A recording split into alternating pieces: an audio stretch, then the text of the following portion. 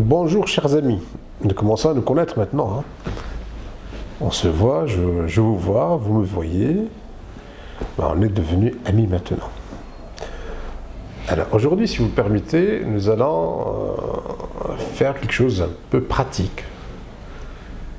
Et cette vidéo que je vous offre fait partie de ce qu'on appelle de l'hypnose générative.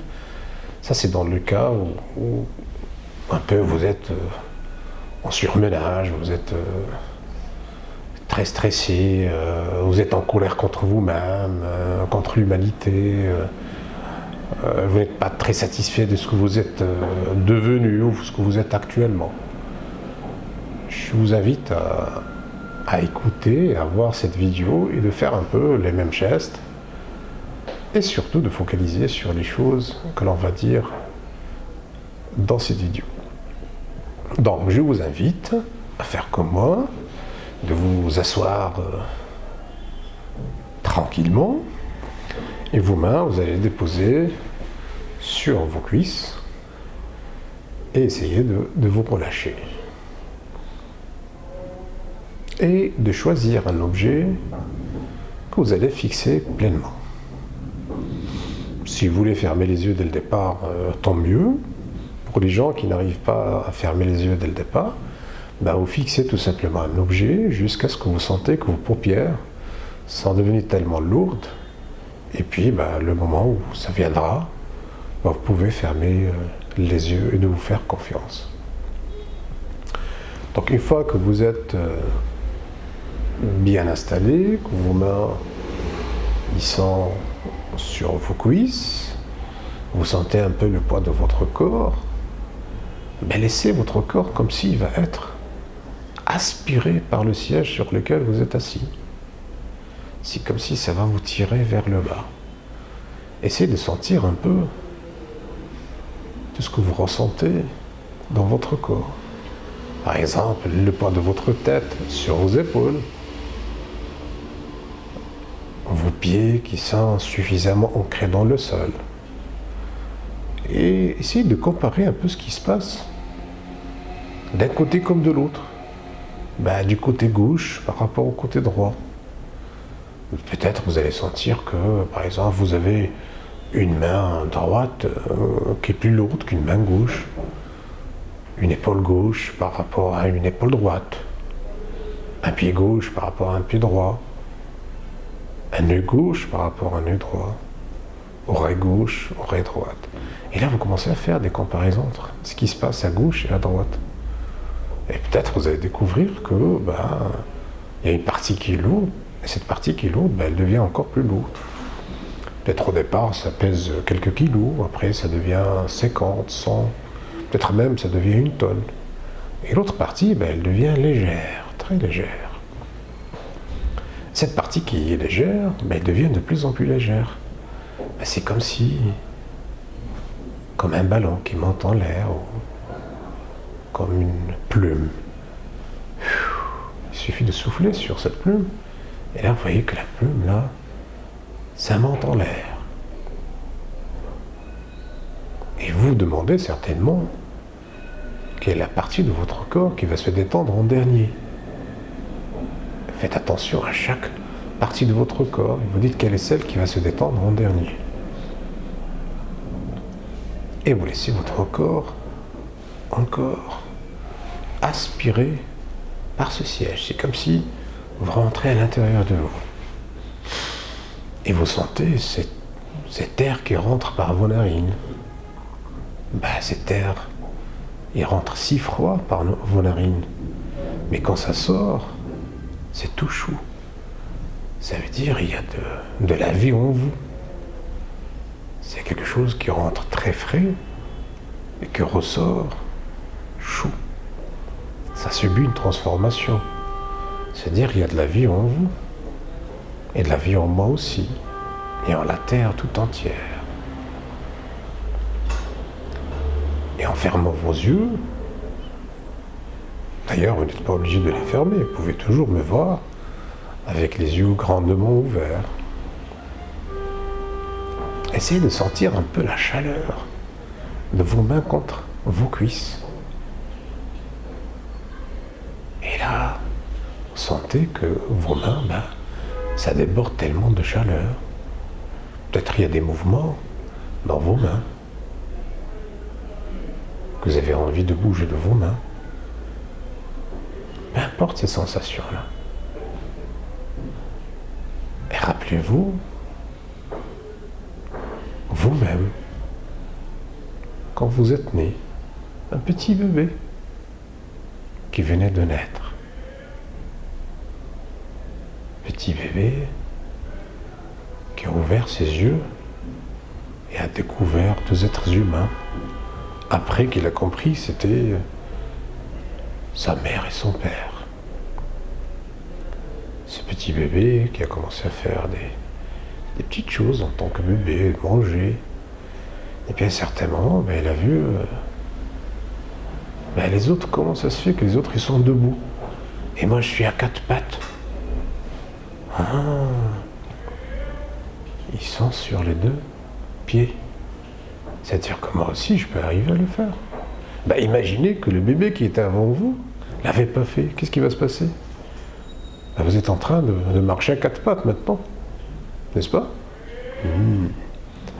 Et donc là, le petit bébé, il a pris son courage et a commencé à faire des efforts. Tantôt, il se lève,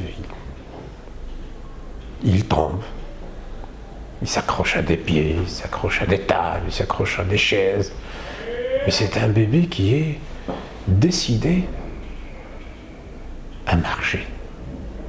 Et tant bien que mal, il arrive à s'en sortir. Et il marche. Et là, il est tout fier de lui-même, et tout le monde aussi est fier de lui. Et ce petit bébé-là, de fil en aiguille, ça commence à marcher. Et puis à un certain moment, il se dit, ce que je dis, des fois, les gens ne le comprennent pas. C'est que ça a un sens que pour moi. Et là, il a compris qu'il ne parle pas comme les autres. Il ne compose pas des phrases comme les autres. Et c'est là où ce petit bébé décide aussi, c'est un autre défi pour lui. Il décide aussi de... si les autres sont arrivés à parler correctement, moi aussi je vais le faire. Et là, il reprend encore son courage de main et il commence à parler. Tant bien que mal, mais il décide de le faire. Et là, c'est un deuxième défi qui a été relevé et assuré avec brio. Rappelez-vous aussi ce petit bébé avec son premier jour d'école. C'est intéressant, n'est-ce pas? Rappelez-vous votre premier jour d'école. Dans quelle école vous avez été? Dans le primaire? Vos camarades? Certainement vous vous rappelez de quelques amis. Vous vous rappelez de la cour, des classes, ces profs, ces maîtres et maîtresses qui vous ont marqué. Les couleurs.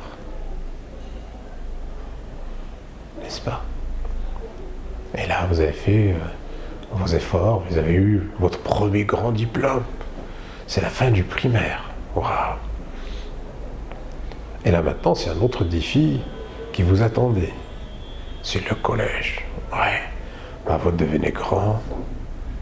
Ça y est, maintenant, le petit enfant, il a grandi. Il est au collège maintenant. Quelques filles commencent à sentir un peu leur corps qui change. Ils commencent à avoir un peu des formes féminines, je dirais. Et là, vous vous rappelez aussi dans votre collège, les gens de votre collège, vos amis, peut-être votre premier amour. Première fois, vous avez senti quelque chose envers quelqu'un. Quelques profs qui vous ont marqué. Et là, quelques années de travail, d'études, vous avez eu votre deuxième diplôme. C'est la fin du collège et maintenant c'est le grand saut. Et vous êtes déjà au lycée. Et là, vous commencé à avoir des comportements assez, je dirais, bizarres, turbulents. Et après, vous avez compris que c'était l'adolescence. C'est un passage de témoin de l'enfant que vous étiez vers l'adulte que vous allez être par la suite. Et ce passage de témoin, ça passe toujours par des turbulences qu'il faudra assumer. Si on ne les assume pas, ben ça veut dire qu'on risque de ne pas être adulte tout le temps dans notre vie.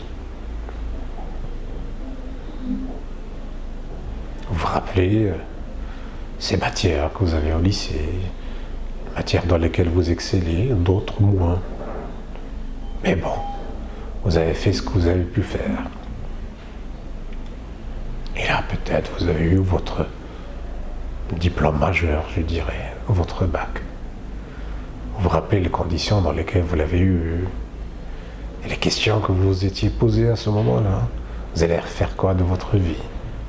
Vous allez devenir quoi? Quel métier vous allez choisir? Tellement de questions.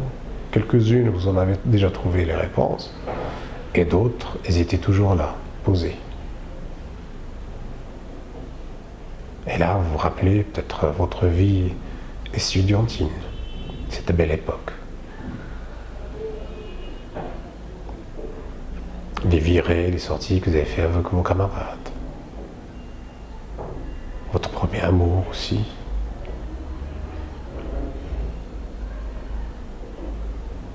Pour les gens peut-être qui sont mariés, leur femme ou leur homme. Et c'est là que votre futur commençait à se dessiner. Et là, vous avez eu peut-être votre diplôme universitaire. Et vous dites, qu'est-ce que je vais faire avec ce diplôme? Peut-être, c'est là où vous êtes actuellement, c'est ce travail que vous avez choisi à l'époque. Peut-être vous avez changé entre-temps.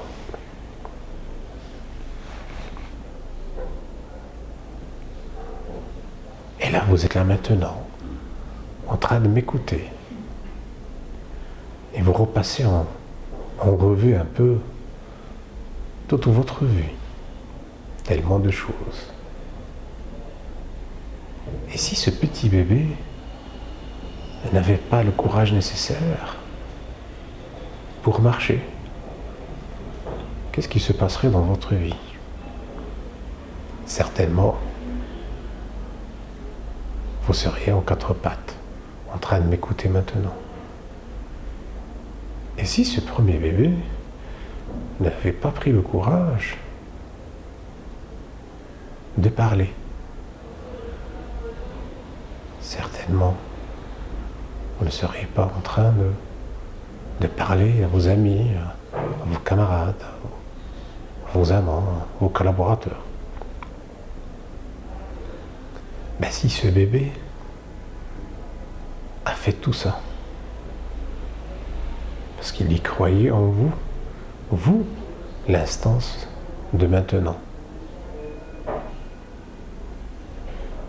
Qu'est-ce que vous pouvez faire de plus?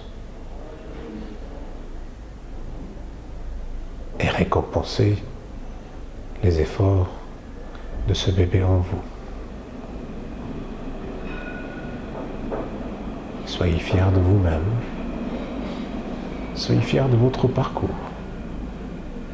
Certes, il y a des choses qui vont venir.